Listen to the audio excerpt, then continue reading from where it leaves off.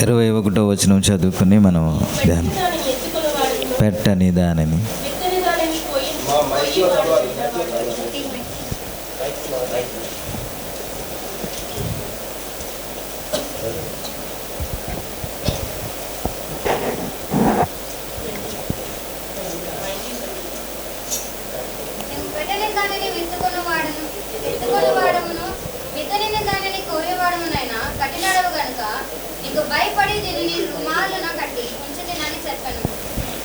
ప్రభు ఈ మాటలు ఆశీర్వదించునుగాక, మనందరితో మాట్లాడునుగాక, వినే చెవులు గ్రహించగల మనసు మనందరికీ దేవుడు అనుగ్రహించునుగాక.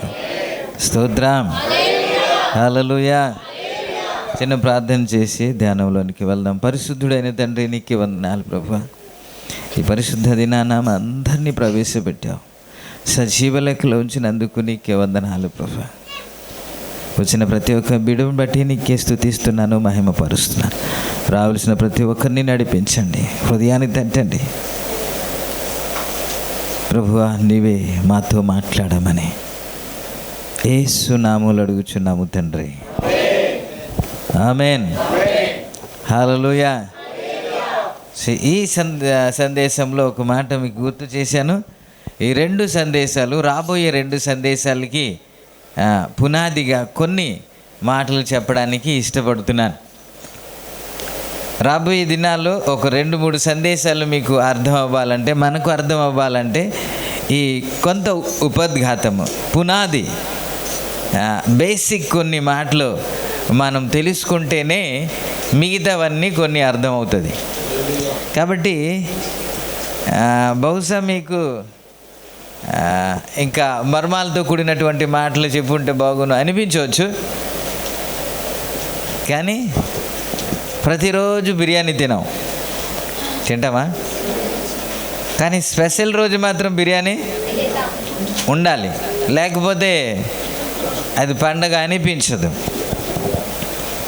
మిగతా రోజంతా కొద్దిగా శాకాహారం తింటేనే బాగుంటుంది, మంచిది, అది ఆరోగ్యానికి కూడా మంచిది.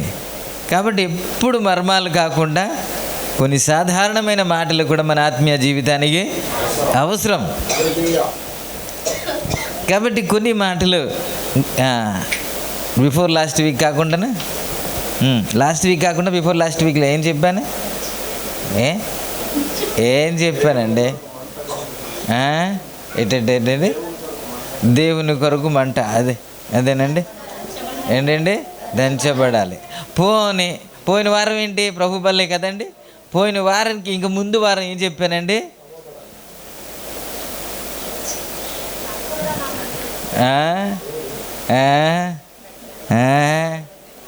ఎంత జ్ఞాపక శక్తి! దంచబడాలి. ఇదే వాక్యం చదివించానుగా, ఇదే వాక్యంగా చదివింది, అదే కదా మీకు మళ్ళీ చదివానే. అది ప్రభు వల్ల కాబట్టి అది పక్కన పెట్టేసి నెక్స్ట్ వీక్ చూద్దామని కదా. ఎంత జ్ఞాపక శక్తి! యేసు రక్తమే చేయి. కొంతమంది పుట్టినరోజు ఇట్టే జ్ఞాపకం ఉంటుంది కదా. ఎందుకని ఆ రోజు ఏం లేదా అనడానికి? నాకే గుర్తు ఉండదు ఎవరు పుట్టినరోజు, వారి దగ్గరికి వెళ్ళి ప్రార్థన చేసి వచ్చేస్తానికి గుర్తు ఉండదు. కానీ మీకు ఎంత బాగా గుర్తుంటుంది. ఇది మాత్రం 10 రోజులు అవ్వలేదు కదండి. యేసు రక్తమే చేయి. ప్రభు మీకు జ్ఞాపక శక్తి ఇచ్చునుగాక, ఆమేన్. మనం చదువుకున్న లేఖన భాగంలో ఏమిటి అని అంటే, నువ్వు పెట్టని దానిని ఎత్తువాడును, ఇత్తని దానిని కోయువాడునైనా కఠినుడు గనుక నేను నీకు భయపడి రుమాలను చుట్టి ఉంచి తిననే చెప్పాను. మనము 2 మాటలు మీకు గుర్తు చేశాను. ఏంటంటే, నిజంగానే ఈయన మాట్లాడినట్లు పెట్టకుండానే ఎత్తుతున్నాడా, విత్తకుండానే ఆయన కోస్తున్నాడా అన్న మాట 2 మాటలు మీకు జ్ఞాపకం చేశాను. ఎవరి జీవితంలోనే ప్రభు ఆశీర్వదించలేదా? ఆశీర్వదించకుండానే అడిగాడా? మేలు చేయకుండానే అడిగాడా? అద్భుతాలు చేయకుండానే అడిగాడా అని కొన్ని మాటలు గుర్తు చేశాను. ఈరోజు ఒక్క మాట మీకు జ్ఞాపకం చేస్తాను. ఏంటంటే, అతనే మాట్లాడుతున్న మాట ఏంటంటే, నువ్వు కఠినుడు అన్నమాట కదా. నువ్వు కఠినుడు అన్నమాట. నిజానికి మనము ఆరాధిస్తున్న దేవుడు కఠినుడా అండి? నిజమే. సౌండ్ బాగా చెప్పారే. కఠినుడు అని అంటే ఏంటి అనేది ఒక చిన్న మాట మీకు గుర్తు చేస్తాను. ఆదికాండం 42వ అధ్యాయంలో, ఆదికాండము 42వ అధ్యాయంలో 7వ వచనంలో, యోసేపు తన సహోదరులను చూచి వారిని గుర్తుపట్టి వారికి అన్యుని వలె కనబడి వారితో కఠినముగా మాట్లాడని. ఈ సందర్భం ఏమిటి అని అంటే, ఐగుప్తు దేశంలో యోసేపు ఏలుతున్న సందర్భాలలో మంచి పంట పండే 7 సంవత్సరాలు వచ్చేసింది. ఆ తర్వాత కరువు ప్రారంభమైంది. ఆ కరువు ప్రారంభమైన తర్వాత ఆహారము ఐగుప్తు దేశంలో ఉంది అని తెలిసిన తర్వాత యాకోబు తన కుమారులను పంపి, అయ్యా మనము భుజించి ఆహారము తిని బ్రతుకున్నట్లు ఐగుప్తు దేశంలో ఆహారం ఉందంట, తీసుకొని రండి అని పంపించినప్పుడు ఐగుప్తు దేశానికి వస్తే యోసేపు ఏలుతున్నాడు కదా, తన అన్నదమ్ములందరినీ 10 మందిని గుర్తుపట్టి కఠినముగా మాట్లాడాను అని 7వ వచనం చదువుతాను. అంతేనా? కఠినముగా మాట్లాడు. ఎలా కఠినంగా మాట్లాడంటే, ఎప్పుడైతే గుర్తుపట్టగానే ఈయన మాట్లాడుతున్నాడంట, మీకు ఎక్కడ చూడలేదు కదా, మీకు తేడాగా కనిపిస్తున్నారు, ఏదో మా ఊరికి వచ్చి ఏదో రెక్కి నిర్వహించుకొని ఏదో చేద్దామని వచ్చినట్టు అనిపిస్తుంది, మీరు దొంగల్లాగా అనిపిస్తుంది అన్నట్టు మాట్లాడుతున్నారు ఈయన. ఎప్పుడైతే అధికారి అలా మాట్లాడుతున్నా, అయ్యా మేము దొంగలు కాదయ్యా, మేము దొంగతనం చేయడానికి రాలేదయ్యా, మేము కొండనికి వచ్చాం, ఆహారం కొండనికి వచ్చామంటే, కాదు నాకు చిన్న డౌట్ కొడుతుంది, మీరేమో ఆ ఫేస్ అలా కనబడుతుంది అన్నట్టు మాట్లాడుతున్నాడు. అంటే చిరునవ్వులో ఉంటే కదండి చెప్పడానికి. ఎంత నవ్వించినా సరే అంత సీరియస్గా ఉంటే భుజం తడుకున్నట్టు కాదా మరి? యేసు రక్తమే జై. మా నోటి నిండా ఏంటి ఇది చెప్పడానికి కూడా ధైర్యం రావట్లేదు. ప్రభునామానికే మహిమ కలుగునుగా.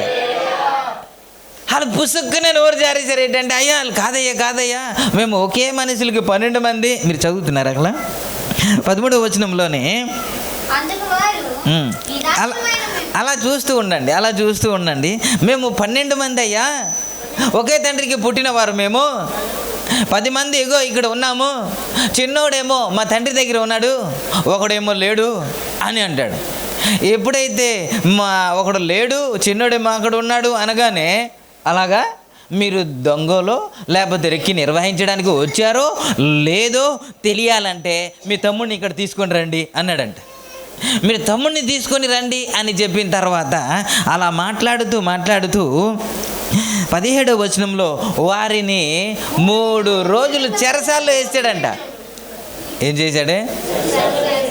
వాళ్ళకి అర్థమైంది ఏదో తేడా జరుగుతుంది, ఇక్కడి నుంచి వెళ్ళడం ఇంకా కష్టము, కఠినంగా మాట్లాడుతున్నాడు ఎంత చెప్పినా సరే. అయితే 3 రోజులు అయిన తర్వాత, అయ్యా నేను దేవునికి భయపడేవాడిని కాబట్టి నేను మీకు ఇబ్బంది పెట్టను, మీలో ఒకడు నా దగ్గర ఉండి మీరు వెళ్ళి మీ ఫ్యామిలీకి ఆహారం తీసుకొని ఇవ్వండి అని చెప్పాడు. వాళ్ళ ముందే సిమియోనును బంధించి ఉంచాడంట. వారు వెళ్ళిన తర్వాత రెండోసారి కూడా వచ్చారు. అప్పుడు బెన్యామిన్ని పట్టుకుని వచ్చాడు. బెన్యామిన్ యోసేపు తమ్ముడు. రాహేలుకి పుట్టిన 2 కుమారులు యోసేపు, బెన్యామిన్. ప్రభునామానికే మహిమ కలుగును. ఎప్పుడైతే బెన్యామిన్ వచ్చాడు, బెన్యామిన్ని చూసి సంతోషించాడు, వాడికి ఎక్స్ట్రా బహుమానాన్ని ఇచ్చాడు. ఇచ్చిన తర్వాత వారు ఆహారం పట్టుకుని వెళ్తూ ఉంటే, ఇప్పుడు బెన్యామిన్ బస్తా ఉంది కదండి, ధాన్యం కొనుక్కున్న బస్తా, అందులో యోసేపు భుజించే పల్లె ఉంటుంది కదా, బంగారం పల్లె ఉంటుంది కదా, అందులో పెట్టేశాడంట. పెట్టేసిన తర్వాత వాళ్ళు ఆ మూట పట్టుకుని వెళ్తున్న సందర్భంలో మధ్యలోనికి వచ్చి, ఏంటి మీరు చేసిన పని ఏంటి?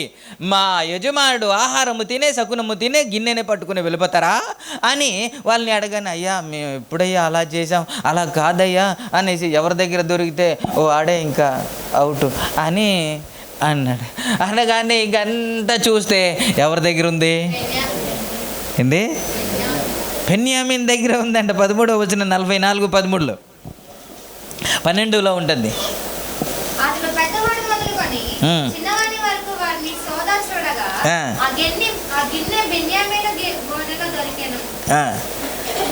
ఎప్పుడైతే బెన్యామీన్ దగ్గర దొరికిందో అది మీరంతా వెళ్ళిపోవచ్చు, వీడు ఒక్కడనే వదిలేయండి అన్నాడంట. ఆ తర్వాత మీరు అంతా చదువుకోండి.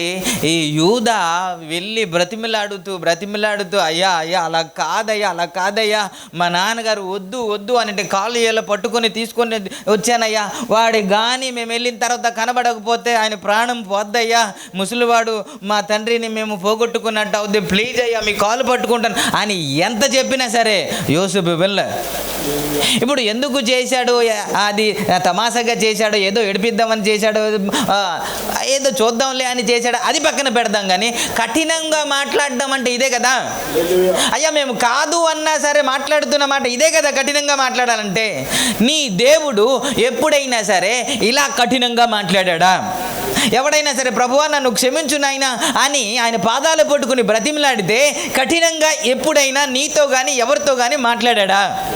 ఈయన ఏమని మాట్లాడుతున్నాడంటే నువ్వు కఠినుడువు అని మాట్లాడుతున్నాడు కదా. నా దేవుడు ఎప్పుడు మాట్లాడాడు? నినేవే పట్టణస్థులు, యోనా 1వ అధ్యాయము 1-2 వచనంలో 2వ వచనంలో ఏమని ఉంటుందంటే, నినేవే పట్టణస్థుల పాపము నా దృష్టికి ఘోరమైనది అన్న మాట ఉంటుంది కదా.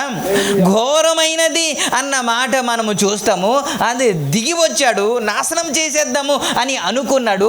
నాశనము చేసేద్దాం అనుకొని యోనా ద్వారా ప్రకటించబడిన సువార్త విని ఆ సింహాసనము మొదలుకొని చిన్నవారు వరకు, రాజు మొదలుకొని చిన్నవారు వరకు ప్రతి ఒక్కరు దిగిపోయి గోనె పట్ట కట్టుకొని ఉపవాసము చేసి ఎవరి పాపం వారు విడిచిపెట్టాలని పశువులు కూడా ఆహారము పెట్టకుండా ఉపవాసము చేయుచుండగా, బైబిల్లో వ్రాయబడిన మాట, అలాగూ చేయుచుండగా దేవుడు చూసి చెయ్యదలచిన వాటిని చెయ్యక మానేను అన్నమాట ఉంటుంది. ఇంత ఘోరమైన పాపం చేశారు కదా, దేవుడే దిగి వచ్చి నాశనము చేసేద్దామని కోపముతో దిగి వచ్చిన ఆ సందర్భం మనం చూస్తాము. అలాంటి పరిస్థితిలో ఆయన పాదాలు పట్టుకుని బ్రతిమిలాడి ప్రార్థన చేస్తే దేవుడు శిక్షించాడండి. మరి ఈయన మాట్లాడతాడేంటి? ఏమని? ఇదంతా కొన్ని సందర్భాల్లో మనము కూడా అలాగే మాట్లాడతాం. నేను వీళ్ళ గురించి మాట్లాడుతున్నాను కానీ వచ్చే వారం నుండి మనం ఎలా మాట్లాడతాం అని గుర్తు చేస్తాను. అందుకే అది ఉందని ఇది ఇక్కడ టచ్ చేయట్లేదు. ప్రభునామానికే మహిమ కలుగునుగా.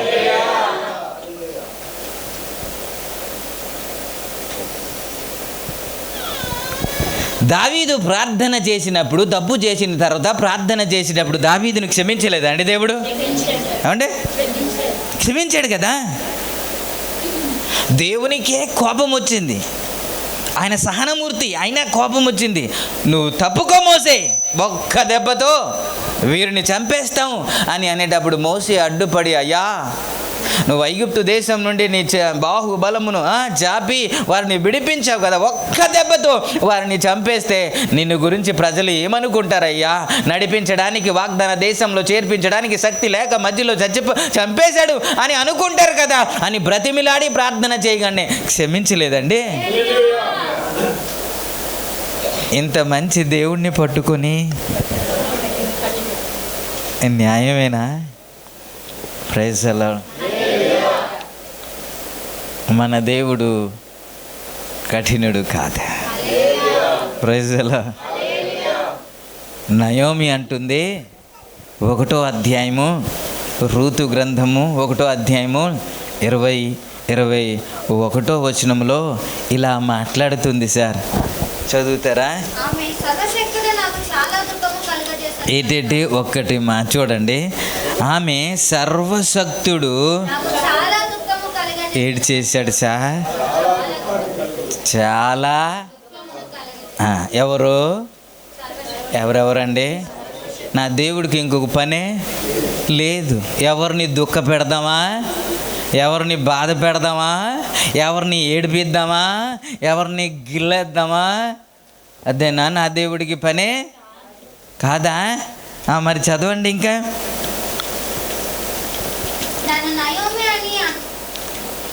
గనుక నన్ను నయోమి అనక మారా అనుడి, నేను సమృద్ధి గల దానవై వెళ్ళి తిని యెహోవా నన్ను ఏంటి అంటే నా దేవుడు ఆశీర్వదించే దేవుడు కాదు. ఆశీర్వదించబడిన వారిని ఏం చేసేవాడు? రిక్తునిగా నష్టపరిచే దేవుడు. అంతేనా అండి? కాదా? మీరు ఎప్పుడు అలాగ అనలేదు కదూ. ఇంకా చదవండి.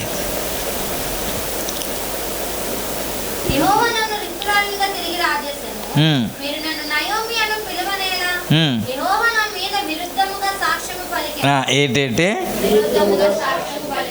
ఇంకో పని ఆయనకి ఏమీ లేదు.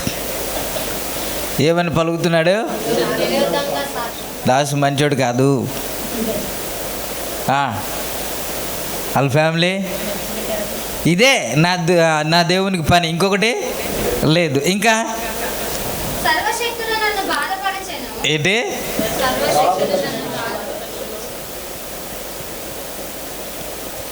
ఆయనేమో కఠినుడు అని మాట్లాడుతున్నాడు, ఈమెమో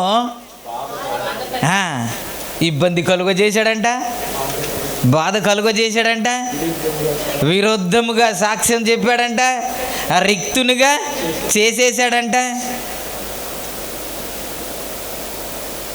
సరే, ఇది పక్కన పెడదాం. ఇజ్రాయేల్ ప్రజలు ఏమంటున్నారు ఒకసారి చూడండి. ద్వితీయోపదేశకాండం 1వ అధ్యాయము, ద్వితీయోపదేశకాండము 1వ అధ్యాయము 26వ వచనం. అయితే మీరు వెళ్ళనొల్లక మీ దేవుడైన యెహోవా సెలవిచ్చిన మాటకు తిరగబడి మీ గుడారములో సనుగుచు యెహోవా మన యందు పగపట్టినందున మనలను సంహరించునట్లు అమోరీయుల చేతికి మనలను అప్పగించుటకు ఐగుప్తులో నుండి మనలను రప్పించి ఏంటి? ఆయన పగబట్టాడంట. ఎవరిని? మనం ఇప్పుడు అలాగ అనలేదనుకోండి. ఆయన పగబట్టేశాడంట. ఆయనేమో కఠినుడు అంటున్నాడు, ఈమెమో బాధ పెట్టేవాడు, దుఃఖపరిచేవాడు, రిక్తునిగా చేసేవాడు, విరోధముగా సాక్ష్యము పలికేవాడు అని మాట్లాడుతుంది. ఇజ్రాయేల్ ప్రజలు ఏమని మాట్లాడుతున్నాడు? అతడు కఠినుడు రా. ఏంటే? అది మనకు పగబట్టాడంట. యేసయ్య మనకి ఏం చేశాడంట? పగబట్టాడు. నేను ఒక మాట అంటాను, ఇలా అంటున్నారు కదా, నిజంగా ఆయన పగపట్టినోడైతే ఐగుప్తులోంచి ఎందుకు సరైన విడిపిస్తాడు? నిజంగా ఆయన పగపట్టినోడంటే ఎర్ర సముద్రంలో నిలబడినప్పుడు వెనకాతల శత్రువులు తరుముతున్నారు కదా, ఆ ఎర్ర సముద్రం 2 పాయలుగా చేసి ఆరిన నేలపై వీళ్ళని నడిపించి అదే సముద్రంలో శత్రువుని ఎందుకు ముంచేస్తాడు? పగబెడితే వారి చేతికి అప్పగించేస్తాడు కదా. అది దాటిన తర్వాత, ఆహారం అయిపోయిన తర్వాత ఆకాశము చీల్చి మన్నను ఎందుకు సరిస్తాడు వీళ్ళని? నిజంగా పగబెడితే బండను చీల్చి దాహము తీర్చడానికి నీళ్ళెందుకు ఇస్తాడు సార్? మీరు మాట్లాడలేదు, అనట్లేదు. నిజంగా పగబడ్డా? పగపడితే శత్రువులు వారి మీదకి వచ్చినప్పుడు ఎందుకు విజయాన్ని ఇస్తాడు? అందుక వారిని విడిపించాడు. పగబట్టాడా? ఇన్ని కార్యాలు చేస్తూ ఉంటే వారు మాట్లాడుతున్న మాట ఏంటో తెలుసా? ఏంటండి?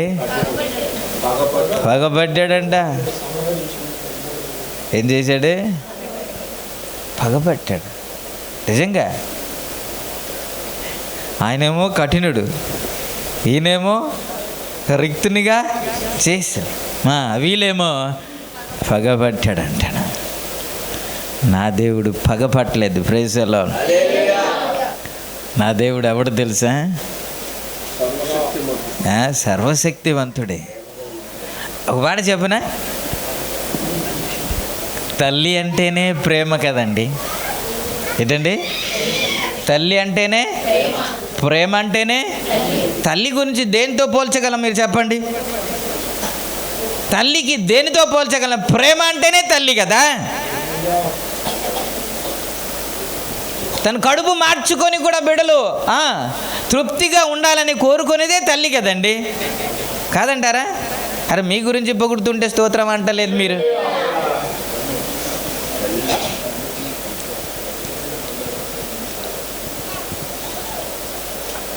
అప్పటి వరకు పని చేస్తూ ఆ బిడ్డను ఆడిస్తూ ఆడిస్తూ నిద్రపోతే అప్పుడే ఉయ్యాల్లో వేస్తుంది. 2, 3, 4 ఇప్పుడు అయిపోద్ది. కొంచెం ఆహారం తిందామని ఆహారం పెట్టుకొని కూర్చుంటుంది. అంతే, కయోమన్నాడు అనుకోండి, ఆ ఆహారం కూడా పక్కన పెట్టేసి మళ్ళీ ఎత్తుకుంటుంది, వాడిని పడుకోబెడుతుంది. ఒకవేళ తేడా అయితే ఏమైనా అనారోగ్యం అయితే రాత్రంతా నిద్ర మానుకొని అయినా సరే ఏం చేస్తుంది? బిడ్డను కాపాడుకుంటుంది కదా.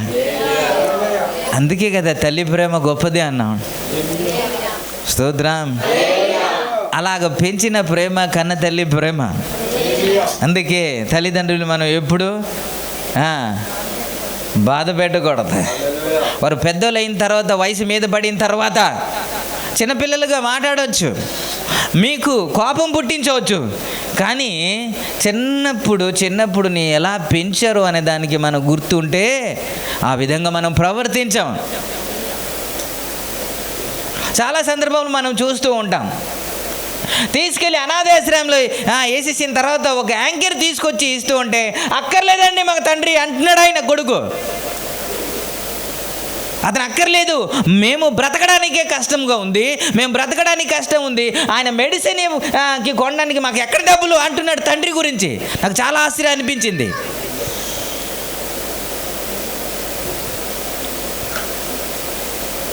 చిన్నప్పుడు కడుపు మార్చుకొని పెంచి పెద్ద చేస్తే ఇందుకేనా?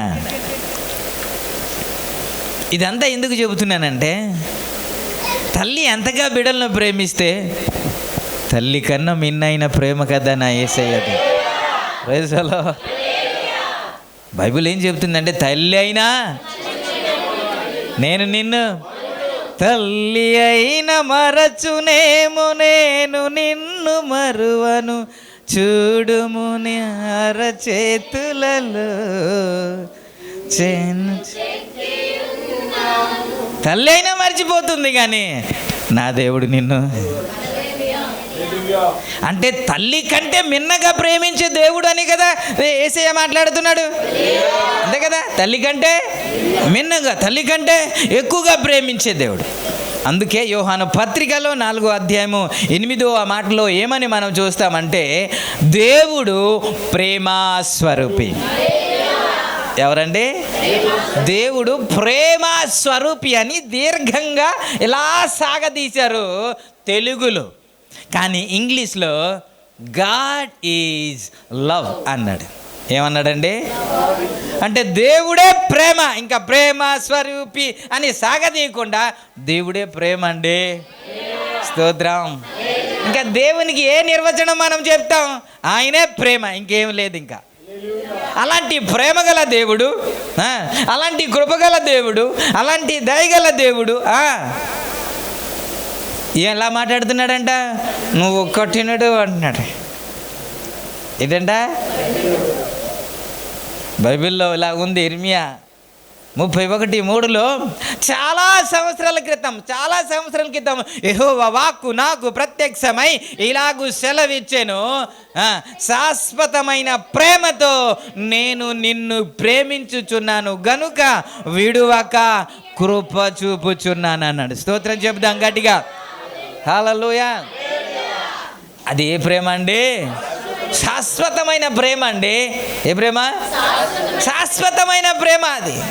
అది ఇంతకాలం ఉండి అంతలో మాయమైపోయే ప్రేమది కాదు. అది శాశ్వతమైన ప్రేమతో నన్ను ప్రేమించాడు.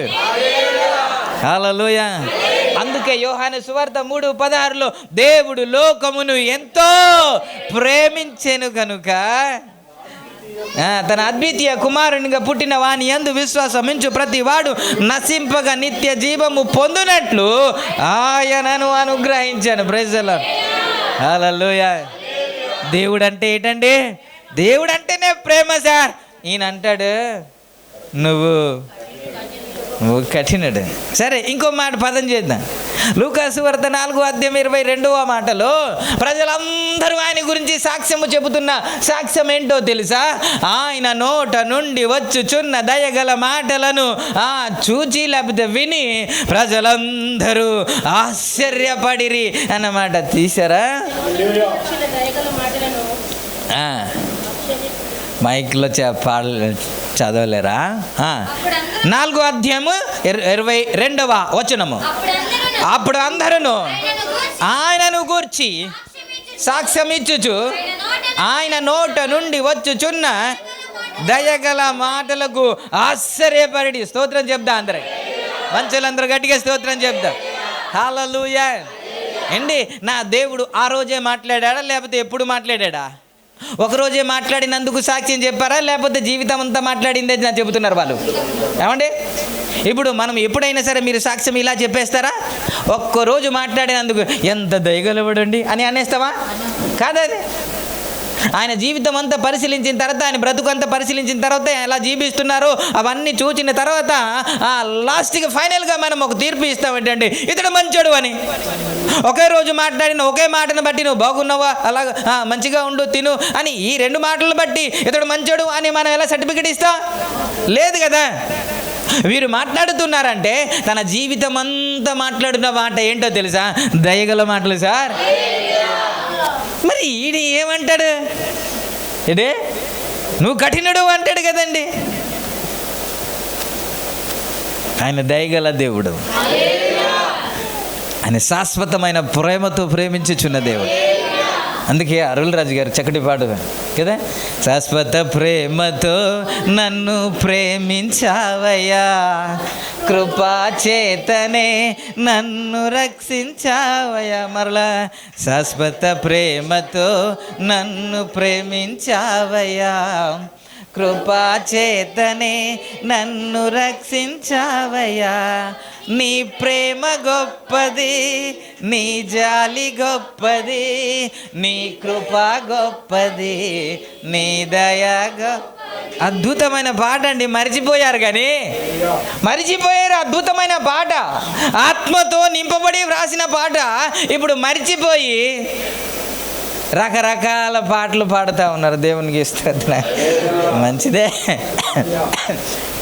అర్థవంతమైన పాట కొన్ని ఉన్నాయి, అది మర్చిపోవద్దు. అది తీసి మరలా పాడడానికి మన కొత్త పాట పాడితేనే పూనకలు వస్తాయి. ఇలాంటివేమి కాదు.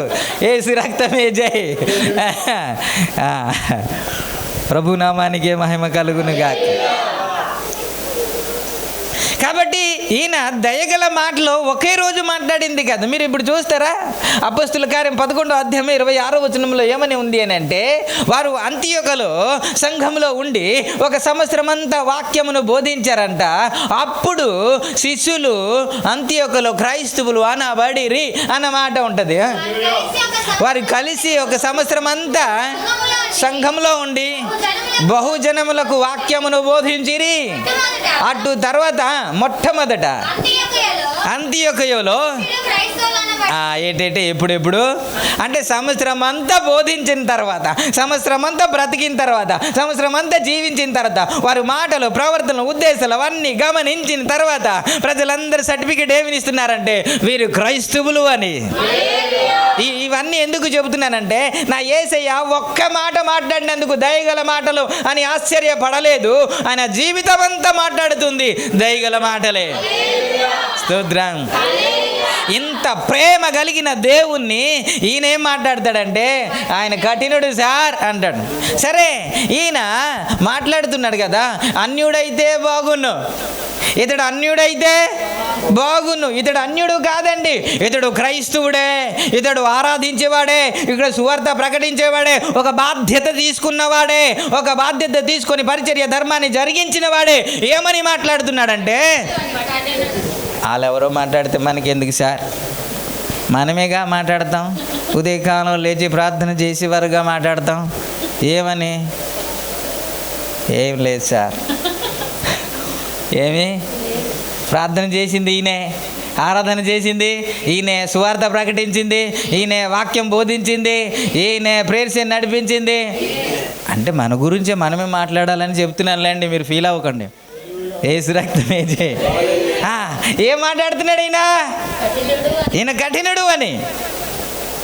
ఇంకా చెప్పాలంటే బయటలు చాలామంది మాట్లాడుతున్నారు. ఒక ఆమె ఊగిపోతూ ఈ యేసు ఎవరు, ఈ యేసు ఎవరు, యేసు ఏం చేశాడు మన దేశానికి అని అరుస్తూ ఉంది ఒక ఆమె. ఆ వీడియో చూసారో లేదు. ఎందుకు ఆవేశంతో ఊగిపోతారో తెలియదు. ఎందుకు ఆవేశంతో ఊగిపోతే ఏం తెలుస్తుంది చెప్పండి? అలాగ అరిస్తే ఏం అర్థం అవుద్ది చెప్పండి? ఏమీ అర్థం కాదు. ఏమిటి అని తెలుసుకుంటే సరిపోద్ది కదా. మనం కలిసి మాట్లాడితే తెలుస్తుంది. ఇప్పుడు నేను అంటాను ఈ యేసు ఎవరో అక్కడ పుట్టాడు మనకెందుకు అంటున్నారు కదా. నిజానికి ఒక చిన్న మాట మనం ఆలోచన చేద్దాం. భారతదేశానికి ఒక దేవుడు, ఆస్ట్రేలియాకి ఒక దేవుడు, ఇంగ్లాండ్కి ఒక దేవుడు, సౌత్ ఆఫ్రికాకు ఒక దేవుడు. ఇలా ఉంటాడా? ఇలా ఉండడా? మరి అంత నీరసంగా చెప్తారే. అలా కూడా ఉంటాడండి? అలా ఉండడు కదా. మన అందరికీ దేవుడు. మరి ఆలోచించాలి కదా. ఏం చేశాడంటే నా దేవుడు ఏం తిట్టాడా? భారతదేశానికి నా దేవుడు తిట్టాడా? తన దేశ ప్రజలకి ఏమైనా తిట్టాడా? ఏమైనా హాని చేశాడా? ఏమైనా పొరపాటు చేశాడా? దొంగతనం చేయండి అని చెప్పాడా? వ్యభిచారం చేయండి అని చెప్పాడా?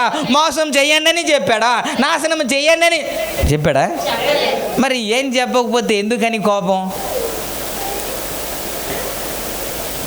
దేవుడంటే అందరికీ ఒకడే కదా దేవుడు. ఇప్పుడు మనం ఆలోచిద్దాం. ఏ నలుమూలలకి వెళ్ళినా సరే ప్రభువుని ఆరాధించేవారు ఎక్కడైనా సంఘం ఉంటుంది కదా, ఉండదా? అక్కడ నైజీరియాకి వెళ్ళినా సరే అక్కడ సంఘం ఉంటుంది కదా, అక్కడ ఇంగ్లాండ్కి వెళ్ళినా అక్కడే ఉంటుంది కదా, సౌత్ ఆఫ్రికాకి వెళ్ళినా అక్కడే ఉంటుంది కదా, ఇంకా ఎక్కడికి వెళ్ళినా ఉంటుంది కదా. ఇంకా చెప్పాలంటే పాకిస్తాన్లో కూడా సంఘం ఉంది కదా.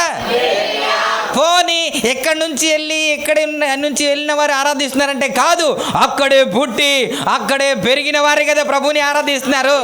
దేవుడు అంటే ప్రపంచం అందరూ ఒకే దేవుణ్ణి ఆరాధించి ఆయనే దేవుడు కదా. మరి ఎందుకు ఆవేశంతో మాట్లాడితే ఏం కలిసి వస్తుంది? పోనీ ఏం చేశాడంటే ఏం మాట్లాడతారు తెలుసా? ఈ యెహోవా దేవుడు, ఈ బైబిల్ దేవుడు విగ్రహారాధనని పాడు చేయమని చెప్పాడు, అది మా కోపం అంటాడు. ఎప్పుడు చెప్పాడు? బైబిల్ అందరికీ అర్థం కాదు సార్, అందరికీ అర్థం కాదు. మీరు న్యూస్ పేపర్ చదవండి, ఏ బుక్స్ చదవండి, అన్నీ అర్థం అయిపోద్ది. కానీ ఈ బైబిల్ అంత సులువుగా అర్థం కాదు, అంత సులువుగా. అయితే విగ్రహారాధనని నాశనం చేయమని చెప్పింది వాస్తవమే. కానానీయులు చంపేయండి అని చెప్పింది వాస్తవమే. వారిని వెళ్ళగొట్టి ఆ దేశాన్ని నీకు ఇస్తున్నాను అని చెప్పడం వాస్తవమే. అది తీసుకొచ్చి మాకే అన్నాడంటే ఎలా? అసలు కానానీయులు ఎవరో చెప్పండి. ఇప్పుడు అసలు కానానీయులు ఎవరో? భారతదేశస్తులా? ఇప్పుడు ఈ పదం వచ్చింది కాబట్టి మీకు ఈ ముక్క చెప్పాలి. 9వ అధ్యాయం ఆదికాండంలోకి వస్తారా? ఈ కానానీయులు ఎవరు అని అంటే ఎవరు కాదండి, నోహాము కుమారులలో హాము కుమారుడు ఉన్నాడు కదా. నోవాకి ముగ్గురు కుమారులు ఉన్నారు. హాము, సేము, యాపెతు. ఈ ముగ్గురు కుమారులలో ఒక కుమారుడు హాము కుమారుల నుండి వచ్చిన వారే కానానీయులు. ఈ 7 జాతులు వారిని దేవుడు వెళ్ళగొట్టి మీకు కానాను దేశం ఇస్తానన్నాడు కదండి. నిర్గమకాండము 3వ అధ్యాయంలోన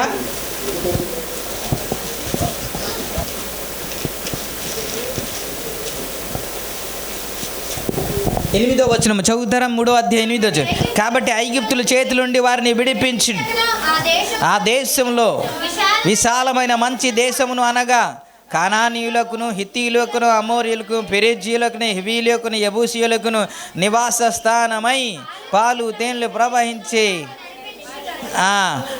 ఈ 7 జాతుల వారిని వెళ్ళగొట్టి మీకు ఇస్తాను అన్నాడు. అది కోపం. అసలు 7 జాతుల వారు ఎవరు అనేది తేలాలి కదా. అసలు 7 జాతుల వారు భారతదేశస్తులా? 9వ అధ్యాయంలో మీరు చూస్తే 22వ వచనంలో జలప్రళయం అయిన తర్వాత ఈ నోవాహు ఏం చేస్తాడంటే ద్రాక్ష వనమును నాటిన తర్వాత ఆ ద్రాక్ష వల్లిలో నుండి వచ్చిన ద్రాక్ష రసమును తాగి మత్తుడై పడి ఉండగా, బట్టలు లేకుండా పడి ఉండగా ఈ హాము అనే ఒక కుమారుడు వెళ్ళి ఇలా చూశాడంట. చూసి వచ్చి వీళ్ళిద్దరు అన్నదమ్ములకు చూసారే, నాన్నగారు అక్కడ బట్టలు లేకుండా తాగేసి పడి ఉన్నాడు అని చెబితే ఈ ఇద్దరు కుమారులు ఏం చేశారంటే ఒక బట్ట పట్టుకొని వెనక నుండి అది వెళ్ళి కనబడకూడదని అలా బట్ట కప్పుకొని తీసుకొని వచ్చినందుకు ఆయన నిద్రలో నుంచి లేచి అప్పుడు ఆశీర్వదించడం, శపించడం అనేది మనం చూస్తాం. దేవునికి స్తోత్రం. ఇప్పుడు మీరు చదువుతారా 22వ వచనంలో, అప్పుడు కానానుకు తండ్రి అయిన హాము, ఎవరికి? కానానుకు తండ్రి అయిన హాము తన తండ్రి వస్త్రహీనుడై ఉండుట చూచి బయటనున్న తన ఇద్దరు సహోదరులకు ఆ సంగతి తెలిపాను. అప్పుడు సేమును యాపతును వస్త్రం ఒకటి తీసుకొని తమ ఇద్దరి భుజముల మీద తీసుకొని వెనుకకు నడిచి వెళ్ళి తమ తండ్రి దిశములను కప్పిరి. వారి ముఖములు వెనుక తట్టు ఉండుట వలన తమ తండ్రి దిశములను చూడలేదు. అప్పుడు నోవాహు మత్తులో నుండి మేలుకొని తన చిన్న కుమారుడు చేసిన దానిని తెలుసుకొని, ఇప్పుడు కానాను శపింపబడిన వాడై తన సహోదరులకు దాసుడగును అనేను. మరియు అతడు సేము దేవుడైన యెహోవా స్తుతింపబడునుగాక. కానాను ఇప్పుడు దేవుడు శపించాడా, తండ్రి శపించాడా? ఏమండి? తండ్రియే కదండి. నోవాహు శపించాడు కదండి. ఇప్పుడు దేవుడు శపించలేదు కదండి. అందుకే ఇంకొకటి నేను చెప్తున్నాను, పెద్దలు ఎవరైనా శపిస్తే అది మంచిది కాదు కదా. పిల్లలకే శపించకూడదు, ఆ శాపము వారికే తగులుతుంది అని అంటాం కదా. నిజమే, ఈ తండ్రి శపించాడు కానీ దేవుడు శపించలేదు కదా. ఏమని? హాము చేసిన దానిని బట్టి తన తండ్రి అయిన నోవాహు శపించాడు. వాడు దాసానుదాసుడగుతాడు అని శపించాడు. దేవుడు చేయలే. ఇప్పుడు మీరు చదువుతారు 15వ వచనంలో, కానాను తన ప్రథమ కుమారుడగు 10వ వచనము 10వ అధ్యాయము 15వ వచనం.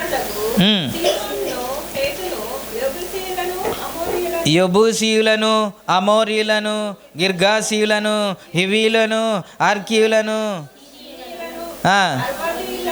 అమోరీయులను,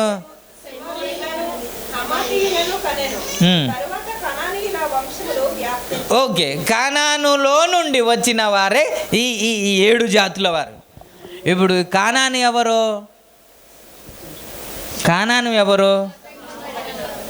హాము కుమారుడు. హాము ఎవరు?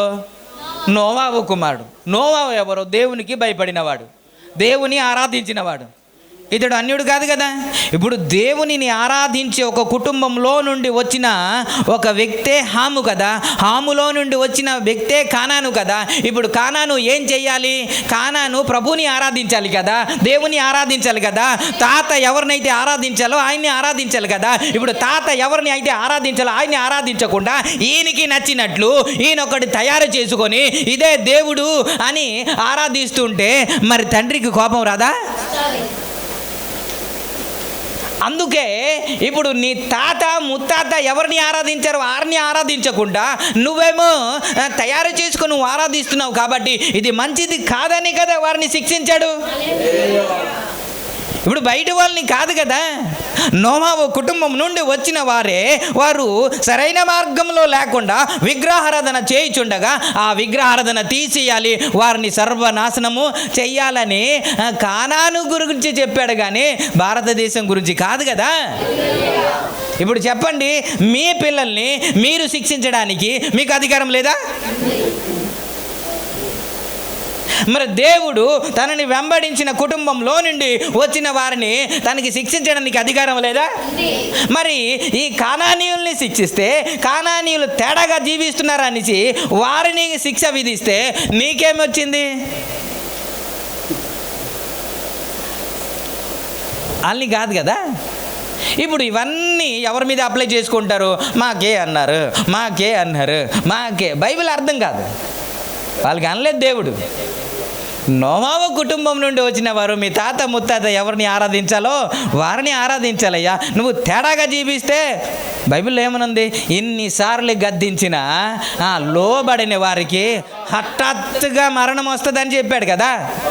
దేవుడు మాట్లాడి ఉంటాడు కదా, అరే మంచిది కాదురా, అది మంచిది కాదురా, నీ తాత ముత్తాతలు మీ ఇలా చేశారయ్యా, ఆయన ఆరాధించారు, మీరేంటి ఇలా చేస్తారు అని చెప్పేవాళ్ళు లేకపోలేదు, చెప్పి ఉంటారు కానీ వినలేదు కాబట్టి దేవుడు శిక్ష విధించాడు. తండ్రి శపించాడు కాబట్టి ఆ శాపం ఇప్పుడు ఎలాగొచ్చిందంటే, ఇప్పుడు షేము యాపతు దీవించబడ్డాడు, హాము శపించబడ్డాడు, కానాను శపించబడ్డాడు. ఇప్పుడు షేము యాపతు కుమారులకు ఎవరు దాసులయ్యారంటే కానాను ఇప్పుడు దాసులయ్యారు. ఇది నోవాహు శపించిన దాన్ని బట్టి జరిగింది కానీ దేవుడు చేయలేదు కదా. పొరపాటుగా మాట్లాడుతున్నా. ఏం చేశాడు? మా దేవుణ్ణి మీరు నాశనం చేయమని యెహోవా దేవుడే చెప్పాడు. నా దేవుడు చెప్పలే. ఎవరిని చెప్పాడు? వీళ్ళని, నోవాహు కుటుంబం నుండి వచ్చిన వారినే దేవుడు చెప్పాడు. ప్రభు నామానికి మహిమ. ఇవన్నీ ఎందుకు చెప్తున్నా అంటే, పోనీ అన్యజనులు అరుస్తున్నారంటే అర్థం ఉంటుంది. అన్యజనులు ఏదో విధంగా నీ దేవుడు మంచోడు కాదు చెడ్డడు అని మాట్లాడుతున్నాడంటే, నీ దేవుడు ఏం చేశాడని మాట్లాడుతున్నాడంటే ఒక అర్థం ఉంటుంది, వాళ్ళకి తెలియదు కాబట్టి. కానీ సేవలో ఉంటూ, ప్రభుని ఆరాధిస్తూ, ప్రభు ప్రేమను రుచి చూస్తూ, ప్రభుతో వెంబడిస్తూ నువ్వు కూడా అలా మాట్లాడడం మంచిది కాదు కదా. మనం కూడా అలా మాట్లాడడం మంచిది కాదు కదా. ఇతడి సేవలో లేడా? ఇతనికి తలంతు ఇవ్వబడలేదా? తలంతు ఇవ్వబడిందంటే ఎవరు పరిచర్లో ఉన్నాడనే కదా. పాటలు పాడే తలంతు మీకున్నాయి, యేసు రక్తమే జై లేదా? సువార్త చెప్పే తలంతు మీకున్నాయి, దేవునికి స్తోత్రం. ఇన్ని తలంతులు దేవుడు ఇచ్చాడు కదా. ఇచ్చాడు అని అంటే వారు అన్యులు కాదు కదా. మాట్లాడింది ఎవరు అని అంటే క్రైస్తవులు ఎలా మాట్లాడుతున్నారు, అది బాధాకరమైన విషయం. అంటే దేవుడి గురించి ఏం అర్థం చేసుకున్నాడని ఇంకా అర్థం కాలేదు సార్. ఇలా మాట్లాడుతున్నాడంటే ఇంకా దేవుడు అర్థం కాలేదు. అర్థమైతే ఇలాగా మాట్లాడే. ఈరోజు కుటుంబాలు చెదిరిపోవడానికి, కుటుంబాలు విడిపోవడానికి కారణం ఏంటో తెలుసా?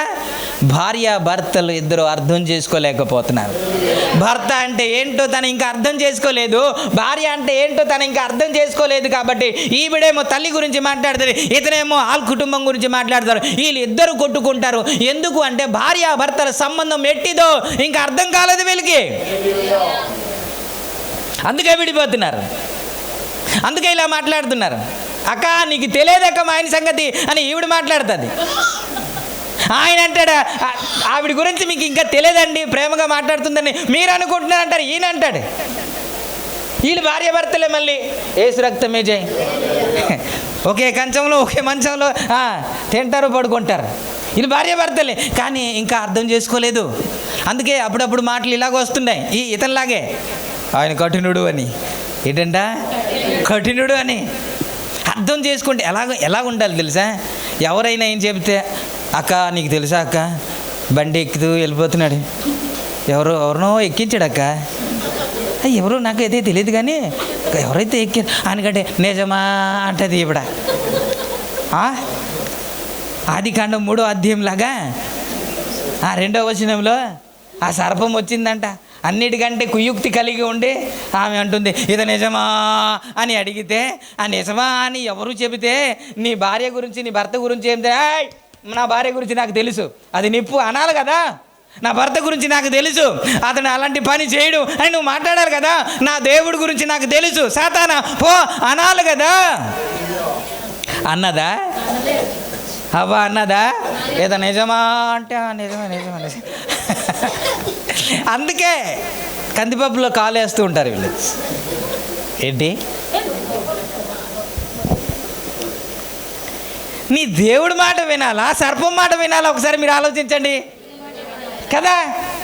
అండ్ ఆ సర్పం మాట వింటుంది అంటే దాని అర్థం ఏంటి? ఇంకా దేవుని గురించి ఇంకా అర్థం చేసుకోలేదని కదా. మనం ప్రతిరోజు ప్రార్థన చేస్తే ఇంకా ధైర్యం రాదు కదా. ఒకసారి ప్రార్థన చేస్తే వింటాడో లేదో తెలీదు. ప్రతిరోజు ప్రార్థన చేస్తేనే అరేరే నా దేవుడు మర్చిపోడు. ప్రైజ్లో ఒక్కసారి కంప్లైంట్ వెళ్ళిపోతే నేను విన్నాను, ఆడు విన్నానంట, చూచాడంట, ఆయన ఏదో మనిషే, ఆయన ఏదో మాట ఇస్తే మీకు ధైర్యం పుడితే నా దేవుడు మాట ఇస్తే మాట తప్పడు కదా. వీళ్ళు నమ్మదగని వారు కానీ నా దేవుడు నమ్మదగిన దేవుడు కదా. ఆయన మాట ఇచ్చి నెరవేరుస్తాడు కదా. ఆయన అబద్ధం ఆడడానికి మనుషుడు కాదు కదా, నరపుత్రుడు కాదు కదా ఆయన. మరి ఆయన మాట్లాడితే ఎంత ధైర్యం రావాలి సార్ మనకి?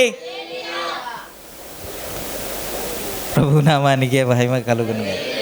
స్తోత్రం.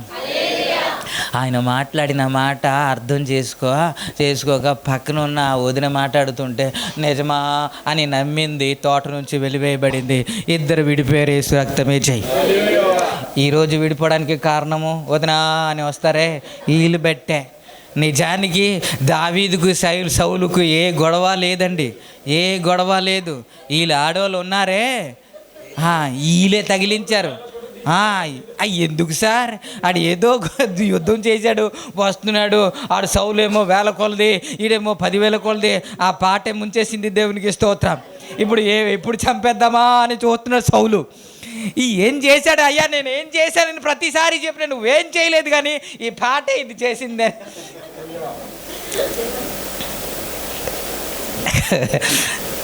చాలా జాగ్రత్తగా ఉండాలి. మన కుటుంబాన్ని విడగొట్టేవారుగా ఉండకూడదు, కట్టేవారుగా ఉండాలి. సమాధానపరిచేవారుగా మనం ఉండాలి. స్తోత్రం. కాబట్టి మాట్లాడుతున్న మాట జాగ్రత్తగా ఉండాలి. మనం వింటున్న మాట కూడా జాగ్రత్తగా వినాలి. ఎవరి మాట వినాలా, ఎవరి మాట వినకూడదు. మనము సరిగ్గా అవగాహనలో ఉండాలి. స్తోత్రం. వీళ్ళు తగిలిస్తారు, వెళ్ళిపోతారు. మీరు సఫర్ అవుతుంటే వాళ్ళు బయట నుంచి నవ్వుతూ ఉంటారు, కానీ వీరు ఏమి చేయరు. వీళ్ళు నీ కష్టాల్లో రూపాయి ఇవ్వరు, తగిలించి తమాషా చేస్తుంటారు వీళ్ళు. కానీ వాళ్ళ మాట వినాలా? కాటికి వెళ్ళే వరకు నీకు తోడుగా ఎవరు ఉంటారో వాళ్ళ మాట వినాలి కదా. ఎవడో మధ్యలో వచ్చి 2 మాటలు చెప్పి పొలాలు పెట్టి విడగొట్టేసి వెళ్ళిపోయి హాయిగా నవ్వుతుంటే ఆడమాట ఎందుకున్నాడు నిజమా అని అంటే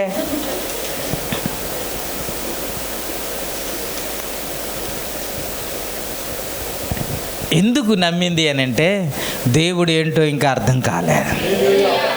ఈడు ఎందుకు అలా మాట్లాడుతున్నాడంటే యేసయ్య ఎవరో ఇంకా అర్థం కాలేదు ఈయనకి. అర్థమైతే అలాగా మాట్లాడ్డా.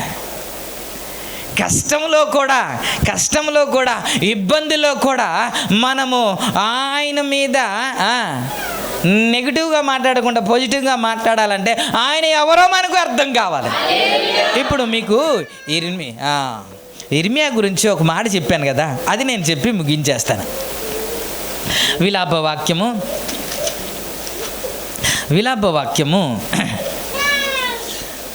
3వ అధ్యాయము మనము ఆయన గురించి ధ్యానం చేశాం కదా. చాలా సందర్భంలో ధ్యానం చేశాం. క్లిష్టమైన పరిస్థితి, భయంకరమైన పరిస్థితి, ఎవరు ఆదుకోలేని పరిస్థితి, ప్రభువే మాట్లాడలేని పరిస్థితి, ప్రభువే జవాబు ఇవ్వలేని పరిస్థితి. ఇలాంటి పరిస్థితిలో నేను బ్రతుకుతానో లేదో అని ధైర్యం చెడిపోయే పరిస్థితి. ఇలాంటి పరిస్థితి మాటి మాటికి దెబ్బలు, సమస్యలు, ఇబ్బందులు గుండా వెళుతున్న ఇర్మియా జీవితంలో మనము చూసాం గడిచిన దినాల్లో. ఆయన మాట్లాడుతున్న మాట 20వ వచనం నుండి మనం చదువుకుందామా. 3వ అధ్యాయము. ఎడతెగగా నా ఆత్మ వాటిని జ్ఞాపకము చేసుకుని నాలో కృంగి ఉన్నది. అది నీకింకనూ జ్ఞాపకం ఉన్నది కదా. నేను దీనిని జ్ఞాపకము చేసుకొనగా నాకు ఆశ పుట్టుచున్నది. యెహోవా ఎవరండి అంటే ఇన్ని శ్రమల్లో కూడా ఆ మాటలో ఎవరు మాట్లాడతారు చెప్పండి? ఎవరు మాట్లాడతారు చెప్పండి? కష్టంలో మనం ఏంటంటే దేవుడు ఏడ్చారు, అసలు ఉన్నాడు లేదు అండి. ప్రార్థన ఆలకించే, ఇన్ని శ్రమలేడు సార్, ఇన్ని కష్టాలేడు సార్, ఎవరికి లేని శ్రమలు, ఎవరికి లేని కష్టాలు, ఎవరికి లేని ఇబ్బంది నాకే వస్తున్నాయి అని అనిపిస్తుంటుంది అని మాటలు కూడా అనేస్తాం ఎవరి ముందైనా. అలాంటి కష్ట పరిస్థితిలో కూడా ఈయన మాట్లాడుతున్న మాట ఏంటంటే, నాకు దీనిని జ్ఞాపకం చేసినప్పుడు ఆశ కలుగుచున్నది. ఏంటి అని అంటే, యెహోవా కృపగలవాడు, స్తోత్రం, ఆయన వాత్సల్యత ఎడతెగక నిలుచుచున్నది గనుక మనము నిర్మూలము కాకున్న వారము అనుదినము నూతనముగా ఆయనకు వాత్సల్యత పుట్టుచున్నది. నువ్వెంతైనా ప్రైజ్ అలా పలకగలిగిన వాడు ఉండాలి. స్తోత్రం.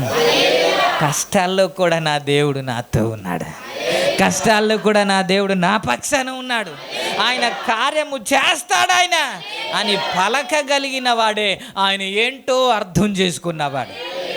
ఇన్ని దెబ్బలు తగిలితే, రక్తము కారుతూ ఉంటే, కాలు చేతులు బంధిస్తే, బొండమేసి బిగిస్తే, లోపల చెరసాల్లో వేస్తే ప్రభుని స్తుతించడం అనేది ఎవరికి సాధ్యము కాదు. అది పౌలు శీలలకే తగినది.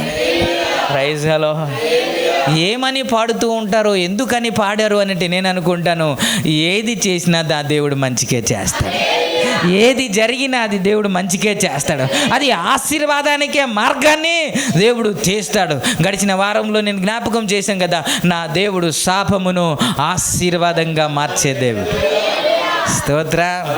కాబట్టి శ్రమను కూడా దేవుడు ఆశీర్వాదకరంగా మార్చే దేవుడు అని ఎవరైతే అర్థం చేసుకుంటాడో వారు ప్రభువుని స్తుతించకుండా. ఈయన అంటున్నాడు, ఆయన కఠినుడు, ఈయన కృపగలంట. ఆయన అంటున్నాడు కఠినుడు అంట. నయోమి అంటుంది నన్ను బాధ పెట్టాడు అంటే. ఇశ్రాయేలు ప్రజలు అంటున్నాడు ఆయన మమ్మల్ని పగబట్టాడు అంటున్నారు. ఇర్మియా అంటున్నాడు ఆయన కృపగల దేవుడు, ఆయన నమ్మదగిన దేవుడు, ఆయన వాత్సల్యత నూతనముగా అనుదినము పుట్టుచున్నది, ఆయన ఎంతైనా నమ్మదగిన దేవుడు. ప్రభు ఈ మాటలు ఆశీర్వదించును గాక. కళ్ళు మూసుకుందా, కళ్ళు మూసుకొని ప్రార్థించారు.